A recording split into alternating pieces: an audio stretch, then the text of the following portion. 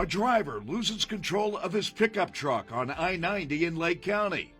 Witnesses traveling behind the truck say it flipped over several times, ejecting the driver just before bursting into flames in the median. When this thing blows up, I see the guy go flying out of it, and he's like in a Superman position, pretty high up in the air. I thought when he hit the ground, that was it, you know, because he hit hard. But he was up there, I'd say maybe, I don't know, 18, 20 feet. And then he just came flat right on his tummy, bam. Witnesses say the man was unconscious on the ground near the burning truck.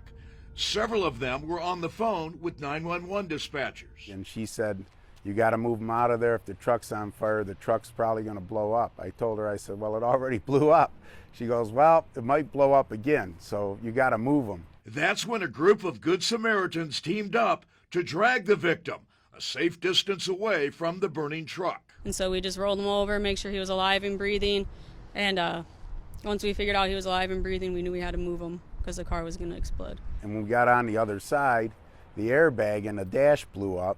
And then that took off, and then the back wheel blew up. The victim suffered serious injuries, but authorities say miraculously he is slowly recovering. It's amazing. I mean, I didn't know a body could take that kind of punishment, you know, because, man, he hit that ground hard, man. Most of the rescuers left the scene before authorities could thank them or even get their names. I knew once EMS came, he was in good hands, and I knew I had to get out of their way so they could get what they know what to do done. The fire chief of Concord Township was so impressed with the actions of the Good Samaritans that he posted a request on social media asking for the public's help to identify them. And authorities now plan to present 5 of the rescuers that they were able to track down with special commendations for their courage under fire on a night that none of them will ever forget. You know, I went home, I told my wife, I says, hey, honey, you ain't gonna believe this one. She goes, you're late again. I says, yeah, but I got a good reason this time. Jack Shea, Fox 8 News in Lake County.